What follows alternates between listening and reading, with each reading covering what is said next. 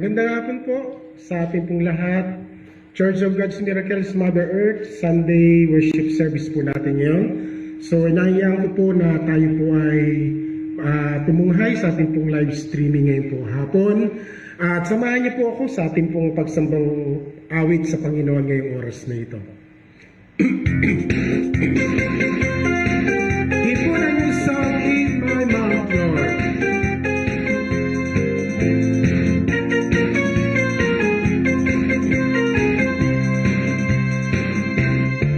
He put a new song in my mouth. I hymn of praise unto our God.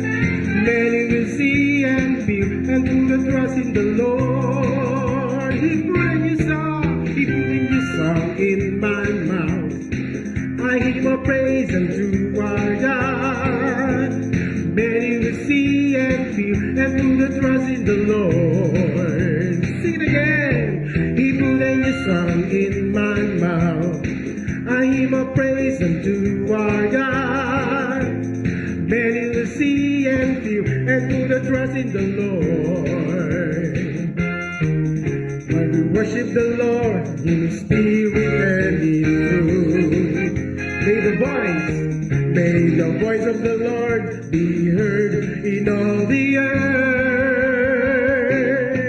He put a new song in my mouth.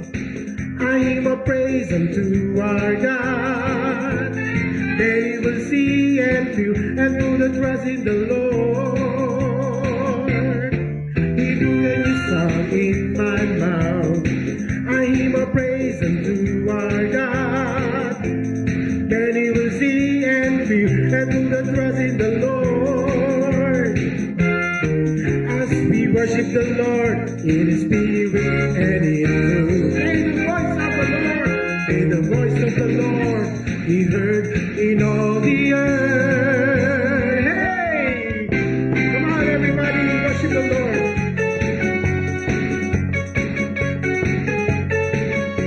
He put a new song in my mouth, Lord Jesus. Glory to you, Jesus. Hallelujah. We worship you. We exalt thy name, Lord. Hallelujah. Thank you, Lord.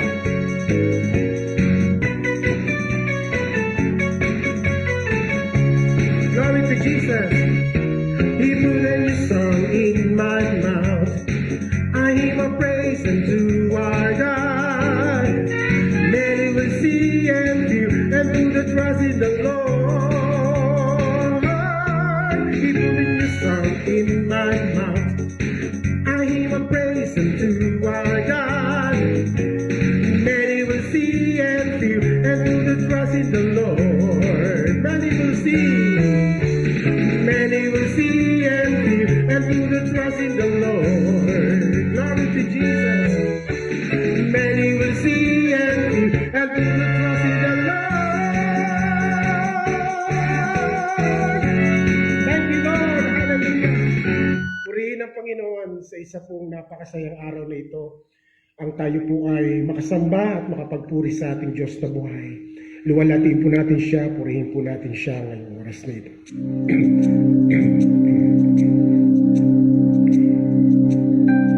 The splendor of the King,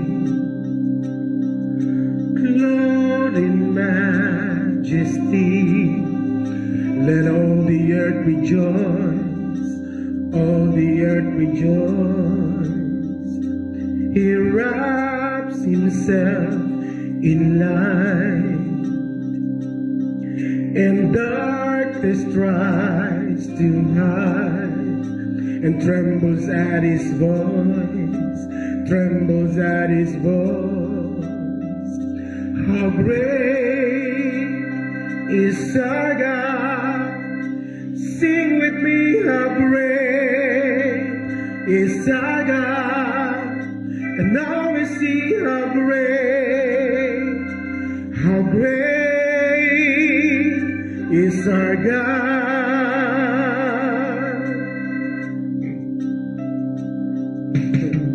Each way He stands, and tiny see His hand. beginning and the end, beginning and the end. The Godhead three in one. Father, Spirit, and Son, the Lion and the Lamb, the Lion and the Lamb. How great is our God? Oh, sing with me, how great is our God, and always see how great, oh, how great is our God. You're the name above every name. You're the name above all names. You are worthy of our praise. My heart will sing. How great is our God. Your name, Lord. You're the name above all names.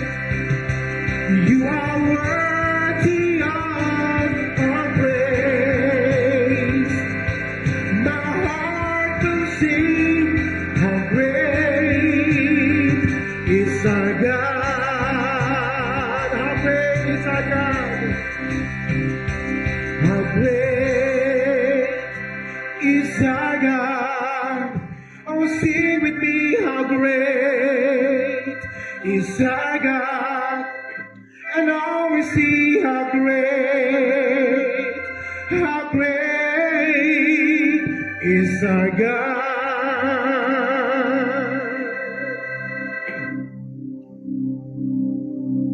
The splendor of our King, clothed in majesty. Let all the earth rejoice, all the earth rejoice. He wraps himself in light,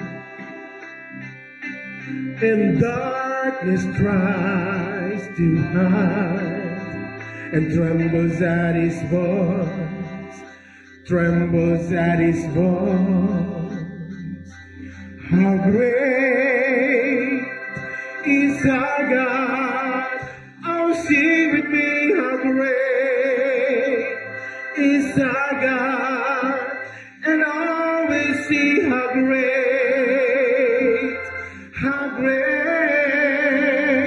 is our God. How great is our God. How great is our God. Oh, sing with me, how great is our God. And always see how great, oh, how great is our God. Oh, thank you, Jesus. Thank you, Lord. Bless you, Jesus. Samahan mo po kami, Panginoon, sa araw nito at ikaw ang maluwalhati, Panginoon, sa aming pong gagawin, Panginoon, pangangaral ngayong hapong ito sa ngalan po ng Panginoong Yesus. Magandang hapon po sa inyong lahat at ngayon po sa ating pagpapatuloy sa ating pong gawain para po sa hapong ito. Buksan po natin ang ating Biblia sa aklat po ng Korinto, 1 Corinthians chapter 10 verse 13. At ano po ang pagkakasabi po sa ating pong sa Biblia po na aking hawak-hawak. 1 Corinthians chapter 10 verse 13 po ang ating pong pinakateksto.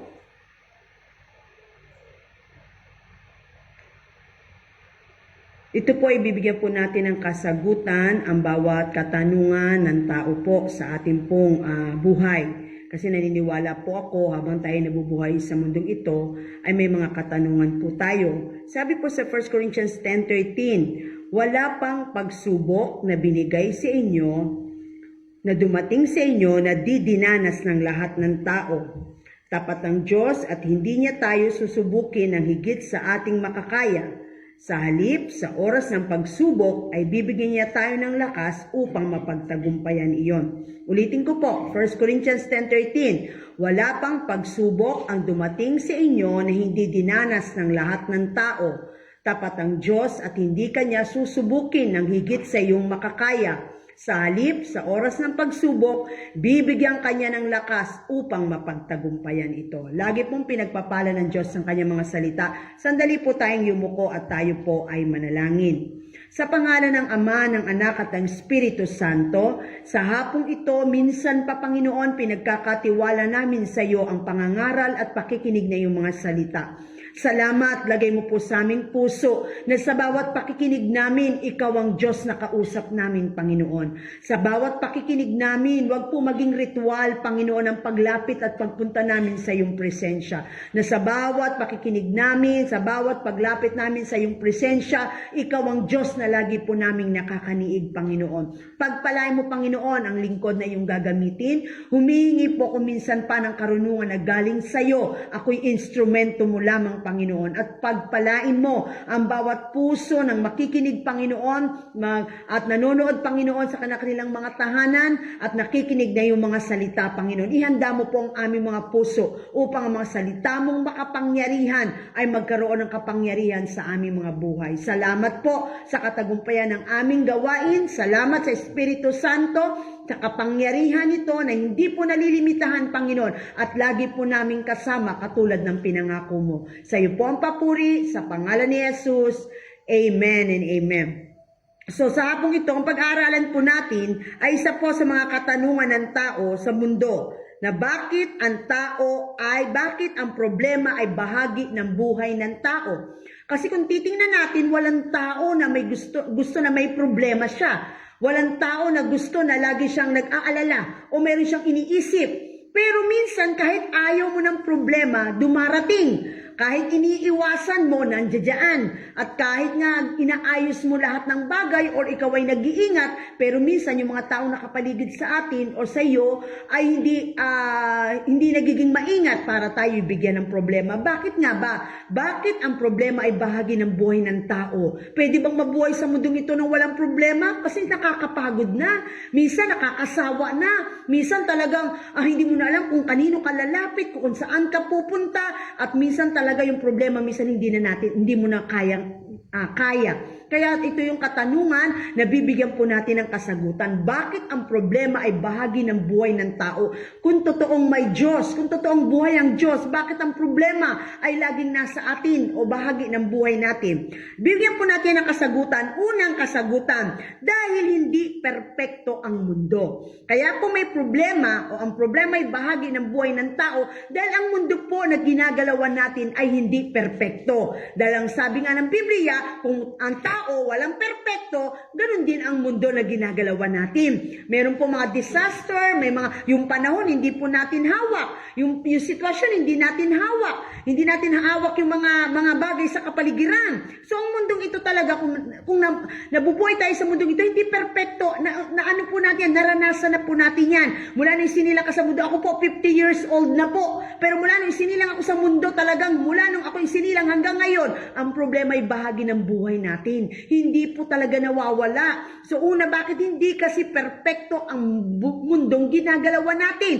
Hindi perpekto ang pamilyang kinabibilangan natin. Hindi perpekto ang mga magulang na nagsilang sa atin. Hindi perpekto ang mga asawang minahal natin. Hindi perpekto ang mga anak na binigay sa atin. Hindi perpekto ang trabaho na ating pinasukan o mga kasama natin sa opisina. Hindi perpekto ang lugar na ating ginagalawan. Walang perpekto. Kaya yun ang isang kasagutan. Hindi perpekto ang mundo. Tingnan po natin, sabi sa John 16 verse 33. Ano pong sabi? John 16 verse 33, sabi po, I have told you these things so that in me you may have peace.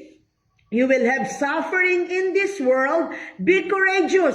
I have conquered the world. O di ba ang ganda na sabi ni Jesus?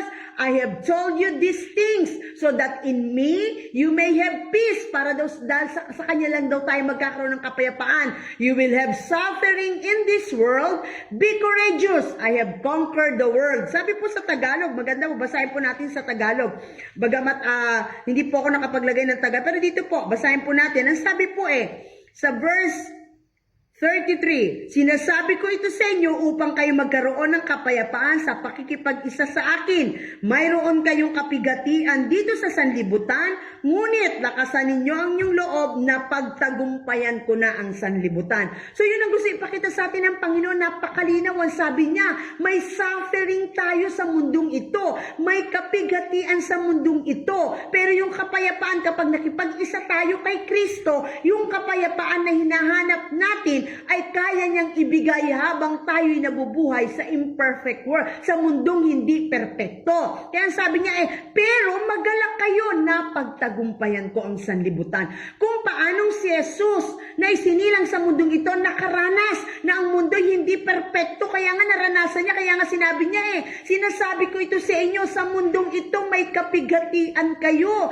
Dahil si Jesus naranasan ang kapigatian, naranasan niyang umiyak nung mamatay ang kapatid niyang, ang kanyang kaibigan ni si Lazaro, naranasan niya ang walang matirahan, naranasan niya ang siya ay duraan, siya ay usigin, naranasan niya siya lagyan ng koronang tinik, naranasan niya siya ay itatwa ng tao, naranasan niya siya ibenta, ibetray ng kanyang disipulo, naranasan niya siya ay paluin, di ba? Sabi doon, at siya ay magbuhat ng krus, sabi niya sa kanyang balikat. So yung kapigatian, maski si Jesus, hindi naging exempted nung siya ay nasa mundong ito. Kaya yung unang-una, kapatid, na dahilan bakit ang problema bahagi ng buhay ng tao. Dahil sa mundong ito, may kapigatian. Dahil ang mundo, hindi perpekto. Hindi lahat ng taong makakasalamuha mo, mabuti ang gagawin sa'yo. Hindi lahat ng taong makakasalamuha mo ay mabait. Hindi lahat ng taong makakasalamuha mo, mapapagpasensyahan ka,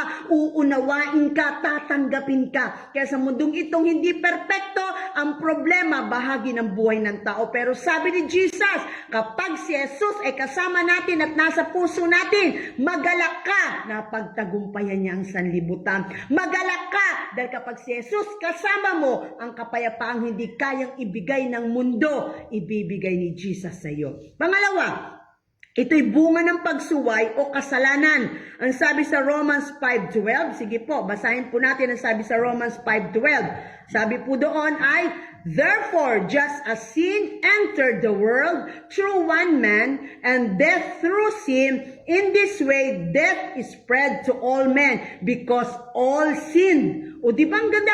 Therefore, just as sin entered the world through one man, and death through sin, in this way, death is spread to all men because all sinned. Basahin po natin sa Tagalog. Ang kasalanan ay pumasok sa sanlibutan sa pamamagitan ng isang tao, at yan ay si Adan. At ang kamatayan sa pamamagitan ng kasalanan niya.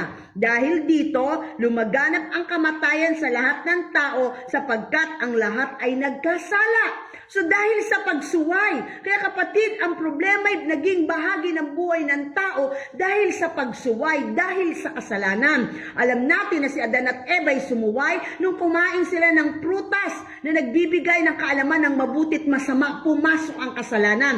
At ang lahat ay nagkasala. Kung ang tao ay nagkasala, doon magkakaroon ng bunga. Lahat ng ginagawa natin ay may bunga. Bunga ng kasalanan ang problema. Kaya nga po, ang sabi po doon, dahil po sa pagsuway. Di po pa, bigyan po natin ng konting anang medyo mababaw na illustration. Kapag ikaw ay sumuway, naalala ko po yung anak ko nung si Jake na maliit pa siya. Nung nasa Baguio kami, ay namatay po yung ilaw. So nagsindi po ako ng kandila. Nung ang kandila po ay nakasindi dun sa ibabaw ng lamesa, nilapitan po nitong anak ko dahil curious po siya sa ilaw. So dun sa kumukuti-kutitap. Kaya ang ginawa niya po, pinaglaruan niya po ng daliri niya po yung sindi ng kandila. Sinabihan ko siya, anak, wag, mapapaso ka. Wag mong paglaruan yan, mapapaso ka. Tumigil siya. Pero pagtalikod ko, tinuloy niya po ang paglalaro nung sindi nung kandila, pinaglaruan ng kanyang daliri. Maya-maya, narinig ko, sumigaw na siya at umiiyak na. Bakit? Napaso at nasaktan. So yun po, simple illustration. Kapag may pagsuway, mayroong problemang bunga.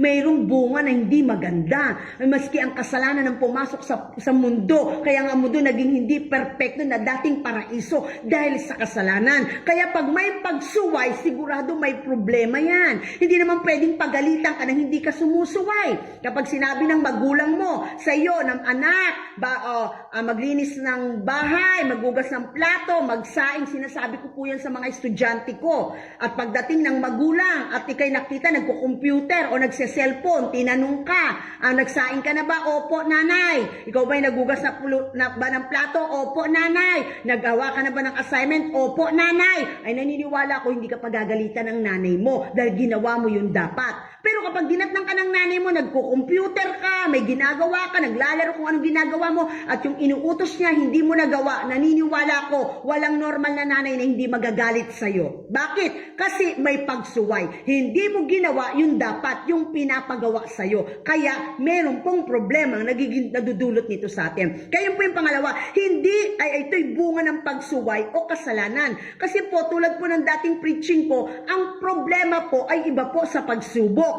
Ang problema po ay bunga ng kasalanan, may bahagi ang tao. Pero ang pagsubok po, nararanasan po natin yan kapag ito po'y pinapahintulot ng Diyos upang ang pananampalataya natin ay idaan sa apoy upang malaman kung totoo or tapat, o minsan may pagsubok upang mag-increase yung pananampalataya natin pero wala po tayong bahagi. Pero ang problema, nararanasan natin, ito'y bunga ng pagsuway natin o bunga ng hindi natin pagganap ng kalooban ng Diyos sa ating mga buhay.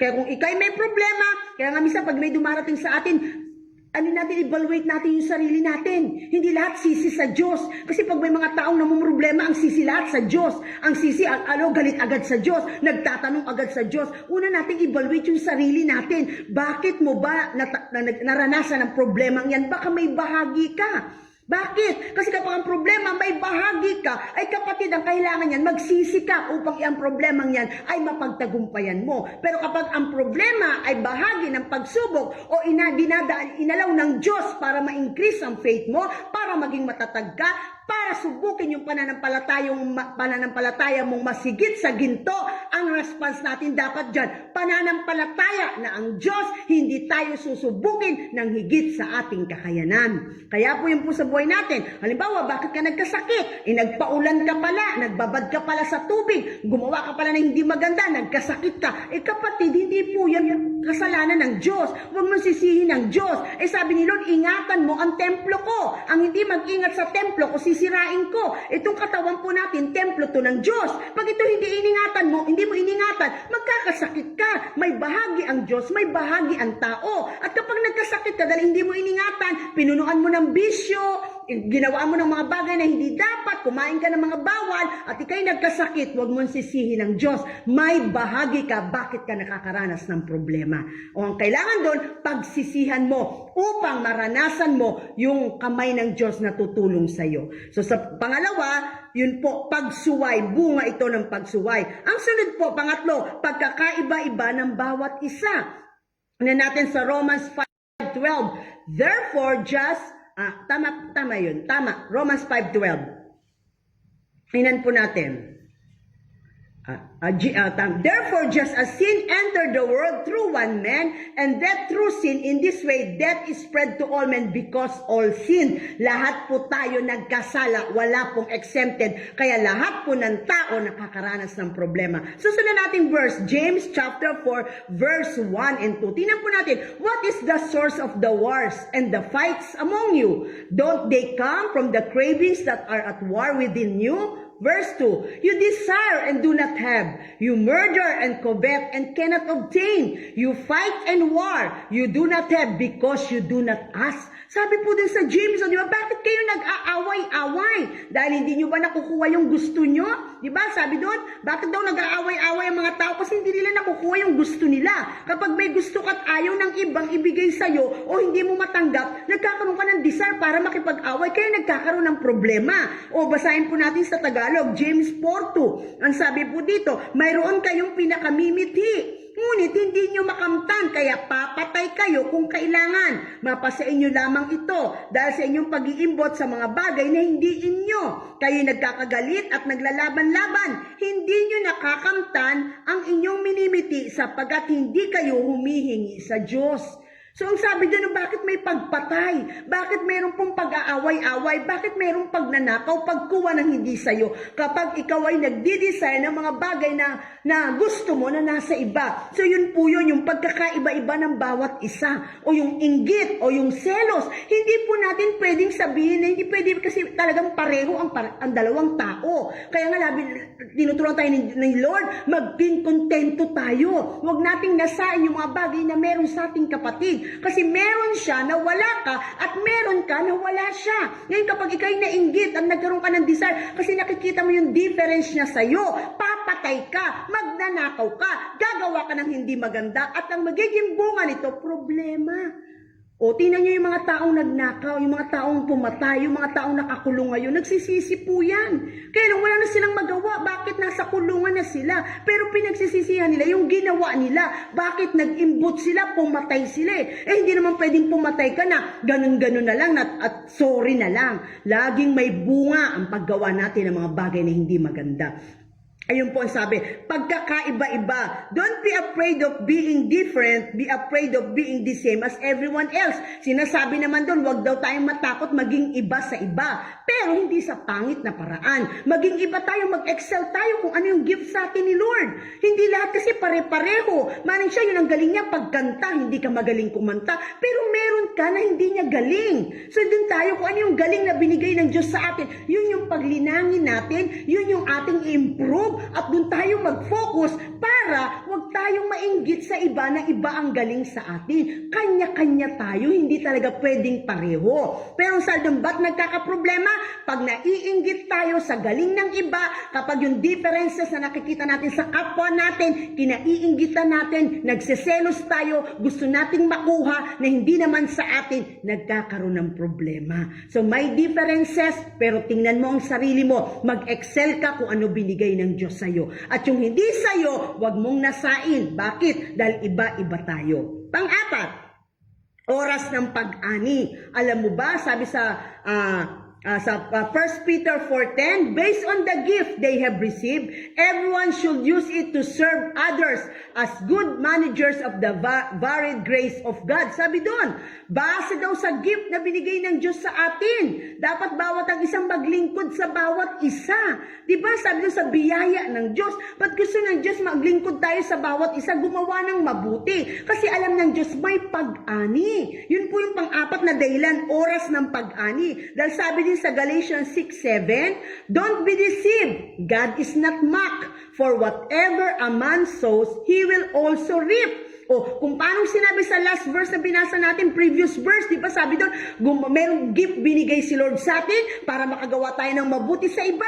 Bakit gusto ng Diyos yung gift na binigay sa atin, gawin natin, ma-share natin na maging blessing sa iba? Dahil sabi ng Galatians 6:7, isang araw hindi mo madadaya ang Diyos. Lahat ng itinanim mo, aanihin mo. Kaya yun po, may pag-ani. Kaya po doon natin makikita na yung bakit ka nasasaktan ngayon? Evaluate yourself. Baka last 2 days, last 2 years, last one, nakaraang taon, nakaraang ilang buwan, mayroon kang nasaktan. Lahat ng bagay na ginagawa natin, tinatanim natin, hindi mo madadaya ang Diyos. Aanihin po natin. Kaya nga sabi ng Biblia, huwag tayong magsawang gumawa ng mabuti. Huwag kang magsawang magpatawad dahil isang araw ikaw naman ang patatawarin. Huwag kang magsawang umunawa dahil isang araw ikaw naman ang uunawain. Kaya nga sabi ng Biblia, bakit may problema ang tao? Kasi lahat ng bagay na ginagawa niya noon, inaani niya ngayon. O tinan mo yung mga taong naalala ko po yung biyenan ko, nasa Panginoon na po siya. One time nagtanong po siya sa akin, siya po yung nakakilala na kay Lord. Ang sabi niya po, bakit daw po siya nagkaroon ng sakit sa baga? Sabi ko, tatay, kasi naman nung ikay kabataan, halos ginagawa mong tubig ang alak. So doon natin makikita, wala naman tao po na naglagay ng hindi maganda ng bisyo sa katawan na naging healthy. So yung mga kabataan ngayon, medyo bata ka pa, hindi mo pa yan mararamdaman. Pero isang araw mararamdaman mo. Kaya nga po yung mga may edad ngayon, yung pong pag-e-enjoy namin ng mga pagkain hindi tama, yung pag-e-enjoy namin ng mga bagay noon. Ngayon po namin nararanasan yung bunga. Ako po medyo mahiluhin at ako po ay medyo anemic po. Bakit po? Kasi po nung dalaga po ako, napupuyat po ako nung kabataan. pinagsasamahan ko sa kasasayaw. Dahil po dun sa lugar po namin ay laging may party tuwing Saturday. At yan po, napupuyat po talaga ako dyan. Napupuyat sa kakagala, kakasama sa barkada kung saan-saan. O ngayon po, yun ba'y nararamdaman ko ang bunga? Hindi. Ngayon po, 50 na ako. At bago mag-50, nararamdaman ko na yung pagiging mahiluhin, yung anemic ako. Bakit? Bunga. Lahat ng ginagawa natin may bunga. So, evaluate natin sarili natin. Baka yung problemang nararanasan mo, bunga yan ang mga bagay na ginawa mo kahapon. Kapatid, may bunga lahat ng bagay. Kaya nga hanggat maiingatan ng katawan, ingatan. Hanggat maiingatan ng relasyon sa ating mga kapatid, ingatan. Pahalagahan yung mga taong dapat pahalagahan. Bakit ka namang problema ngayon? Dahil wala kang financial na support o wala kang panggastos. Baka hindi ka naging masinop. Pahalagahan ang mga pinagkakakitaan mo. Sabi nga, hindi laging may trabaho ang asawa, hindi laging nasa abroad ang pamilya. Kailangan matuto tayo magsinop dahil isang araw didilat tayo. Kapag wala na, meron ba tayo mga bagay na naipon o naimpo? Lahat po ng bagay may bunga po pagdating ng araw. Kaya nagkakaproblema ang tao. Yung ginawa natin kahapon, ngayon ang bunga, nararanasan po natin ang bunga ngayon. Sabi po sa Numbers chapter 14 verse 18, "The Lord is slow to anger and rich in faithful love, forgiving wrongdoing and rebellion, but He will not leave the guilty unpunished, bringing the consequences of the father's wrongdoing on the children to the third and fourth generation." Tingnan niyo po itong verse ito. Mag-focus po tayo dyan. Dito natin makikita na may bahagi din po. Yan yung sinasabing yung sakit po kasi sumpa po yan, namamana po yan. Kaya maaaring magtataka ka, bakit po malusog ka naman, bakit ka nakakaranas sa bigla nagkasakit ka ng ganito? Kasi minsan yung sinasabi na rin nating lahi. Nasa lahi namin yung ganito, totoo po yan. Yan po kasi ay kung sa mundo, ang tawag dyan ay karma. Sa spiritual o biblical principle po, sowing and reaping po ang tawag dyan. Sabi, the Lord is slow to anger. Hindi po madaling magalit ang Diyos. Rich in faithful love. Tapat ang Diyos at mayaman siya sa pagmamahal para sa tao. Forgiving wrongdoing. Siya'y mapagpatawad sa lahat ng bagay na ating ginagawang kasalanan. Sabi ng 1 John 1:9, ibigkasin lang ng labi mo, ang Diyos ay mapagpatawad. And rebellion, pagre-rebelde ng mga tao sa Diyos. Na minsan, may bahagi siya, pero kapag nakakaranas siya ng problema, ang sisi, laging sa Diyos. Pero hindi niya na-evaluate yung sarili niya. Bakit niya tinanggap o nagkaroon siya ng problema? But He will not leave the guilty. Kung ang Diyos mapagmahal, just God din siya. Hindi po siya hindi siya Diyos na konsentidor. Hindi siya Diyos na pinalalagpas ang mga bagay na hindi dapat. Just God ang Diyos natin.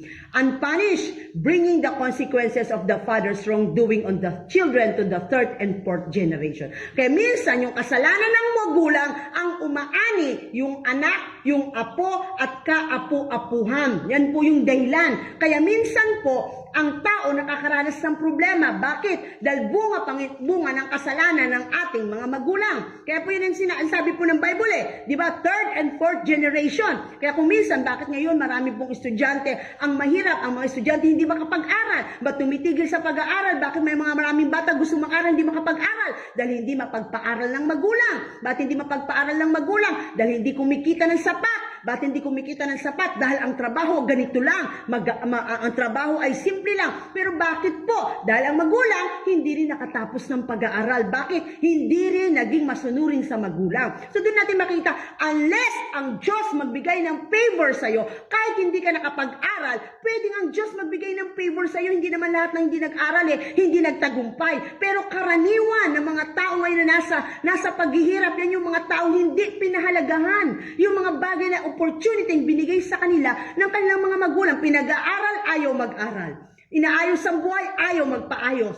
Diba? Dinidisiplina, ayaw magpadisiplina. Ngayon, nag-asawa ng maaga, nakakaranas ngayon ng problema, nakakaranas ng kahirapan, ang sisi sa Diyos, ang sisi sa magulang. Hindi nakita ang kanyang sarili. Hindi niya pinahalagahan yung opportunity ibinigay sa kanya. Sino ngayon na nagsasakripisyo? Yung mga anak at yung apo na galing sa kanya. Bakit? Wala din siyang maipag-aral. Wala din siyang maisuporta. Wala din siyang maisusustento. Kaya doon natin makikita, minsan nagiging na lang yan, sunod-sunod. Nagka-problema ang magulang, nag-suffer ang anak, magsasuffer din ng kaapu-apuan hanggat hindi natututo sa buhay. At ang pinakahuli, kahalagahan ng Diyos sa ating buhay. Sabi po doon, bakit po may problema ang tao? Bakit ang problema bahagi ng buhay ng tao para makita natin ang kahalagahan na ang Diyos ay kailangan natin sa ating buhay. Sabi niya sa Revelation chapter 21 verse 4, He will wipe away every tear from their eyes. Death will exist no longer. Grief, crying, sabi doon, and pain will exist no longer. Because the previous things have passed away. Sabi ng Diyos, basahin po natin sa Tagalog, Revelations 21 verse 4. Ang ganda po ng pangako ng Diyos sa buhay, sa mga taong nakakaranas po ng mga problema at pagsubok. Revelations 21 verse 4, ang sabi niya. Okay, pakinggan po natin yung pangako ng Panginoon. Sabi niya, verse 4, at papahirin niya ang kanilang mga luha. Wala nang kamatayan, dalamhati, pag-iyak at sakit sapagkat lumipas na ang dating mga bagay. So kapatid, ito po yung gustong pakita sa atin ng Panginoon na yung luha, paghatian, sakit at karamdaman, lahat ng nararanasan ng tao, isang araw papahirin ng Diyos ang luha sa ating mga mata. Kapatid, ano ba ang kahalagahan ng Diyos sa buhay natin? Bakit mahalaga ang Diyos? Dahil unang-una kapatid, may limitasyon tayo para ang problema kayanin natin. Dahil kapatid, ang mundo hindi perpekto. Kailangan mo ang Diyos na tutulong sa atin upang mga tao, mga bagay sa paligid na hindi perpekto, ang Diyos lang ang perpekto. Pwede niyang ayusin ang lahat sa buhay natin. Pangalawa, bunga ng pagsuway. Kapatid, ang bunga ng pagsuway hindi natin kaya. Ang consequences ng kasalanan. Pero sabi ng Diyos, hindi siya napunta rito para kundinahin ang makasalanan, kundi para tulungan at magkaroon ng kaligtasan. Kapatid, hindi natin kakayanin yung differences natin sa bawat isa. Hindi tayo magkakaroon ng kakontentuhan. Ang contentment sa Diyos lang nakikita at natatagpuan. Hanggat ang tao walang maayos na relasyon sa Diyos, hindi makukontento yan. Ang tao gusto, hanggat yung gusto ito, hindi natatapos ang pagkagusto ng tao. Dahil ang tao walang contentment. Ang mundong ito walang contentment. Pero pag nasa Diyos ka, tinuturuan ka ng Diyos, makontento kung ano ang nasa iyo, bibigyan ka ni Lord ng kagalakan na hindi nararanasan ng mga taong merong mga bagay na wala ka. Kasi ang Diyos ang nagbibigay ng contentment Kaya kahit iba ka sa kanila, alam niyo po, yun yung gusto ko sinasabi. Ang masarap na pagkain, hindi mo kayang bilihin. Ang mayayaman, meron yan. Pero ikaw, kahit yan lang ang ulam mo, pero bakit ganado ka? Bakit nananalangin ka? Bakit masaya ka? Bakit ikaw ay nagpapasalamat kay Lord? Kasi ang kakontentuhan wala sa sarap ng pagkain. Ang kakontentuhan, alam mo, ang Diyos ang nagbibigay ng kinakain mo sa araw-araw. Siya ang nagpo-provide. Siya ang nagbibigay ng lasa. Siya ang nagbibigay ng kabusugan. Pero ang taong maraming magpambiling pagkain, pero kung walang nasang kumain, walang desire, pero wala ring kapayapaan, hindi niyang kayang ma-enjoy yung kinakain niya, gano'n man yan kasarap. Kaya kapatid, ang kakontentuhan, yun yung kahit different ka sa iba, kahit ikaw, masigit sila sa'yo, hindi mo yun makikita mo higit ang Diyos na nasa iyo. Dahil lagi ko sinasabi, hindi porket mayaman, masaya. Hindi lahat ng mayaman, masaya. Hindi ang kagalakan nasa yaman. Dahil maraming mayaman hindi masaya. Hindi ang kagalakan ay nasa pag-aasawa. Dahil hindi lahat ng may asawa masaya. Hindi kagalakan ay nasa posisyon. Maraming nasa posisyon hindi masaya. Hindi ang kagalakan ay kung ano meron ka sa mundong ito. Dahil maraming tao nakamit ang mundo pero hindi masaya. Ang tunay na kagalakan, nasa Diyos lang po. Ang Diyos kasi ang nagbibigay nun. Kasi bunga yun ng Espiritu Santo. Kaya kapatid, bakit may problema ang tao para makita mo ang kahalagahan ng Diyos sa buhay mo? Diba? Yung pong oras ng pag-ani. Kapatid, pag ang Diyos nasa buhay mo, alam mo ng lahat ng bagay na ginagawa mo, aanihin mo balang araw, hindi ka magsasawang gumawa ng mabuti. Dahil hindi mo sa tao yan ginagawa, sa Diyos. Sabi ni Lord, lahat ng bagay na gagawin mo, isipin mo sa Diyos mo ginagawa, hindi sa tao. Pag ginawa mo para sa tao, sayang. Pero pag sa Diyos mo ginawa, kahit hindi pasalamatan ng tao, kahit hindi appreciate ng tao, kahit hindi naalala ng tao, kahit walang dating sa tao, kapatid, pag sa Diyos mo ginawa, isang araw, ibabalik ng Diyos sa iyo yan. Kaya may pag-ani. Kaya yung po natin tatandaan, dito po tayo magtatapos. Sabi doon, you will never accomplish those great things by being the same as the world. Hindi mo ma-accomplish ang lahat ng bagay, ang tagumpay ng mundong ito. ah, gayahin mo ang mundo. Nagtagumpay sila, gagayahin ko sila para magtagumpay din ako. Ginawa niya ito, gagawin ko rin yun para magtagumpay ako. Kapatid, hindi. Ang tunay na tagumpay nasa kamay ng Diyos. Dahil hindi lahat ng tao na sa tingin mo tagumpay, totoong tagumpay. Dahil ang taong tinitingnan mo parang hindi tagumpay, ordinaryo lang ang buhay, ordinaryo lang ang bahay, ordinaryo lang ang laman ng wallet, ordinaryo lang ang kanilang kasiyahan, pero makikita mo tagumpay sila. Dahil ang tunay na tagumpay pag ang Diyos kasama mo, hindi ang mundong ito. Ang sabi na, do not do what everyone else does, do what God wants you to do. Huwag mong gawin ang ginagawa ng iba. Gawin mo kung anong pinapagawa ng Diyos sa iyo. Bakit? Dahil ang Diyos, sabi ng Biblia, kapag gusto ng Diyos, walang magagawa ang tao. Ang opportunity, ang favor, galing sa Diyos yan. Kaya sabi ng Biblia, lahat ng bagay na meron tayo, galing sa Panginoon. Kaya huwag daw nating kainggitan ng iba. Mapalad ang taong sa Diyos nagtitiwala, hindi mabibigo kailanman. Sabi po ng Biblia, if everyone is living for material things, live for Christ. If everyone else is being rebellious, live in righteousness. Kung yung iba nabubuhay sa material lang na bagay, huwag natin silang gayahin. Mabuhay tayo dahil sa Diyos. Kaya ka nabubuhay dahil sa Diyos. Kaya ka masaya dahil sa Diyos. Kaya ka blessed dahil sa Diyos. Kaya masasabing matagumpay ka dahil sa Diyos. Dahil ang lahat ng bagay dahil sa Diyos. Hindi, wag mong sukatin ang pagmamahal ng magulang mo sa material na bagay. Wag mong sukatin ang yaman ng mundo sa mga bagay na material. Wag mong sukatin ang tagumpay mo sa tagumpay sa mundong nakikita mo sa tagumpay ng mundong ito. Sukatin mo ang lahat ng bagay kung ano ang pinagkatiwala ng Diyos sa iyo. Kung ano binigay ng Diyos sa iyo. Kung ano yung favor na nararanasan mo.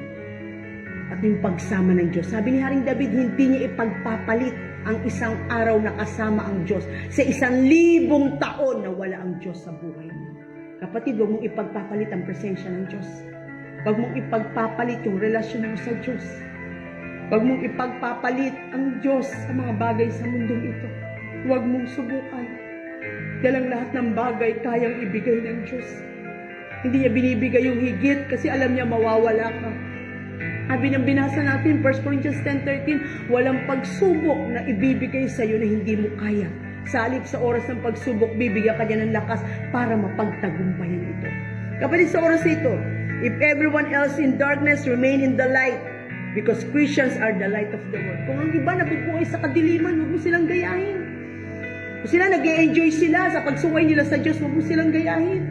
Kahit mag-isa ka. Sabi nga, hindi porket maraming gumagawa, tama. Kahit nag-iisa ka, pwede ka maging tama. Dahil yun ang gusto ng Diyos sa buhay mo. Hanapin mo yung kalooban ng Diyos. Dahil lahat ng sumusunod sa kalooban ng Diyos, hindi niya pinababayaan. Dahil lahat ng sumusunod sa kalooban ng Diyos, nakakaranas ng comfort ng pagsama ng Panginoon. Kapatid, may problema ka bang pinagdaraanan? Evaluate yourself. Bunga ba yan ng pagsuway? Maring may bahagi ka, oras para humingi ng tawad sa Panginoon. May problema ka bang pinagdaraanan? Kung yan ay pinahintulot ng Diyos, kapatid, pagsubok yan. Inaalaw ng Diyos para maging matatag ka.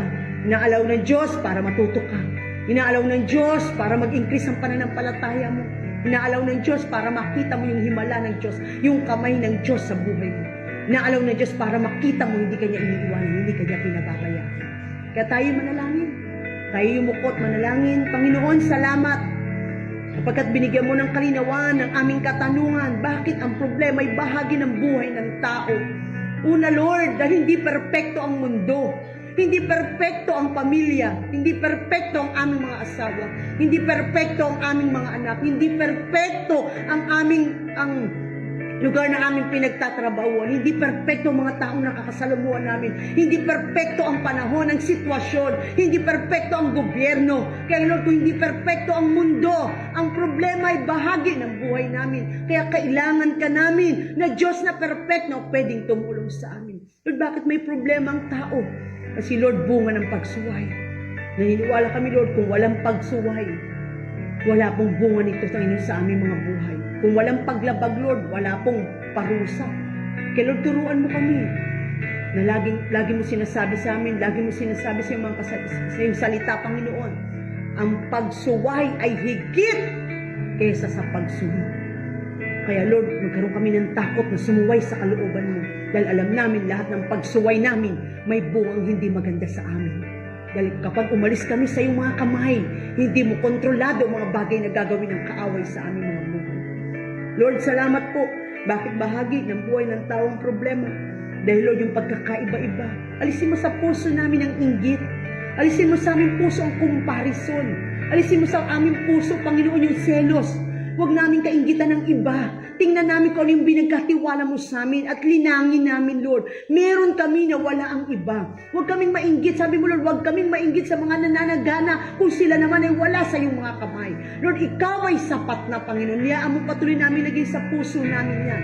Yung differences, huwag namin tingnan. Bagkus yung pagkakaiba namin, maging pagpapala kami sa iba, Panginoon. Yung gift na binigay mo sa amin, maging blessing sa aming kapatid, sa aming kapwa, sa ibang tao, Panginoon. Dahil ikaw nagsabi, isang araw, aanihin namin, may pag-ani. Huwag kami magsawang maging tapat, may pag-ani. Huwag kami magsawang sumunod at gawin ng tama, may pag-ani. Gumawa kami ng tama, wala mang nakakakita. Gumawa kami ng tama, wala mang nakatunghay, wala mang nakakaalam dahil may pag-ani, Panginoon.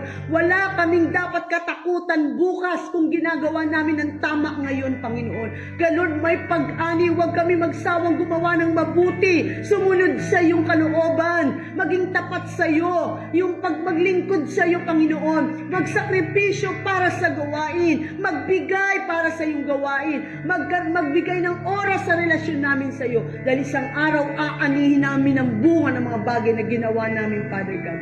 At Lord, upang ipakita mo sa amin bakit ang problema ay bahagi ng buhay ng tao, upang makita ng tao ang kahalagahan ng may Diyos. Dahil bilang tao may limitasyon kami, may hangganan kami. Kailangan namin ng Diyos sa buhay namin.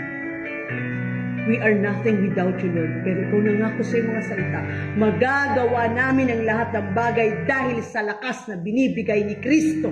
Sabi mo, Lord, huwag kami, Panginoon, mabalisa sapagkat ikaw ang Diyos na kasama namin, Panginoon. Makontento kami sapagkat ikaw ang nangako, hindi mo kami iwanan, hindi mo kami pababayaan hanggang sa katapusan ng sanlibutan. Kapag ang Diyos kakampi namin, walang pwedeng lumaban sa amin, Panginoon. Wala kaming pwedeng hindi mapagtagumpayan pag ang Diyos ay kasama namin, Panginoon. Anumang bagay kaya namin dahil ikaw ang magbibigay sa amin ng lakas. Hindi namin lakas, Lord. May hangganan kami. Lakas mo ang ibibigay mo sa amin para lahat ng problema, lahat ng pagsubok, makakaya namin dahil ikaw ang gagawa para sa amin. At ang papuri, ibabalik namin sa iyo. Ang pasasalamat, ibabalik namin sa iyo. Dahil ang lahat ng bagay na hindi magagawa ng tao, magagawa mo sa buhay namin. Huwag kaming sumandal sa tao. Ikaw nagsabi, sumpayin ng tao, nagtitiwala sa lakas ng kapwa-tao, pero mapalad ang nagtitiwala sa Diyos.